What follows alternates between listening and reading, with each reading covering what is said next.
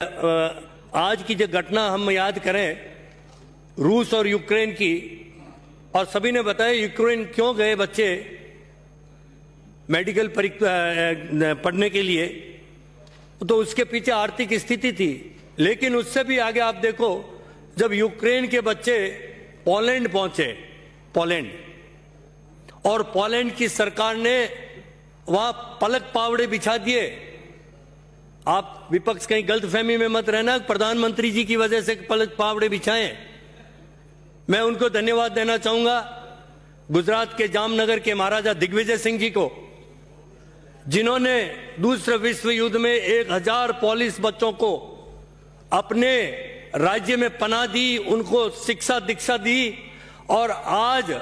Poland के अंदर वहां की संसद में उनकी शपथ के साथ में शपथ ली जाती है, उनके नाम के साथ में शपथ ली जाती है। ये हमारे लिए बहुत गौरव की बात है, इसको भी पढ़ाया जाना चाहिए। मंत्री महोदय, मैं आपको वीडियो शेयर करूंगा वहां की पार्लियामेंट का। दिग्विजय सिंह जी, रणजीत सिंह जी जाडेजा के नाम से शपथ ली जाती है, लेकिन हमारे देश के इतिहास में हम नहीं पढ़ाएंगे। मैं आपसे अनुरोध करना चाहूंगा कि आज अकबर महान हम पढ़ा रहे हैं, बहुत अच्छी बात है, लेकिन बप्पा रावल 712 ईस्वी में जो हमारे ऊपर आक्रमण किया मोहम्मद मीर कासिम ने, और उस वक्त उन्होंने खदेड़ के भगा दिया था, और उन्होंने अपनी चौकी स्थापित की थी, रावल, बप्पा रावल की चौकी, उसका नाम था पेडी,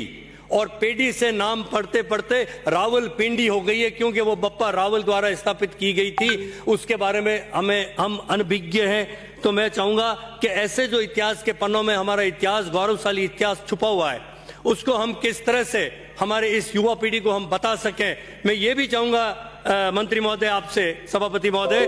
कि भारत निर्माण के अंदर और भारत एकीकरण में जिन लोगों का योगदान रहा है, जिन रियासतों का योगदान रहा है, उनके इतिहास के बारे में भी हमें पढ़ाया जाना चाहिए। वो इंडिपेंडेंट थे उस वक्त, आजादी के वक्त, वो जाओ जो चाहे जैसे रह सकते थे, लेकिन उन्होंने अपना सर्वस्व न्यौछावर इस राष्ट्र को कर दिया है, तो उनके इतिहास के बारे में भी पढ़ाया जाना चाहिए। सभापति महोदय, 1996 में जब मैं इजराइल गया था सरकार की तरफ से, और मेरे पिताश्री ने उस वक्त मुझे बताया था इजराइल जाए तो हाइफा जरूर जाके आना,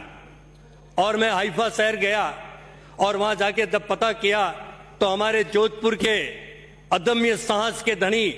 मेजर दलपत सिंह जी की समाधि वहां थी। मैं वहां पुष्प अर्पित करके 1996 में आया था, और वहां की पाठ्य पुस्तकों में उस मेजर दलपत सिंह जी के बारे में पढ़ाया जा रहा है। जब मैं जिला प्रमुख था तब शताब्दी वर्ष था पहले विश्व युद्ध का, मैंने बहुत ही शानदार तरीके से शहीदों के नाम से एक कार्यक्रम रखा था सभापति महोदय, और उसकी शुरुआत की, लेकिन अभी तक हमें इतिहास में जगह नहीं मिली। आज इजराइल सामरिक दृष्टि से विश्व का 5वां बड़ा देश है, सामरिक दृष्टि से इतना मजबूत देश है, और वो हमारे उन महापुरुषों को इतिहास के बारे में वहां पढ़ा रहे हैं, और हम यहाँ पे कुछ नहीं कर रहे हैं। तो मैं आपसे अनुरोध करना चाहूंगा, साथ ही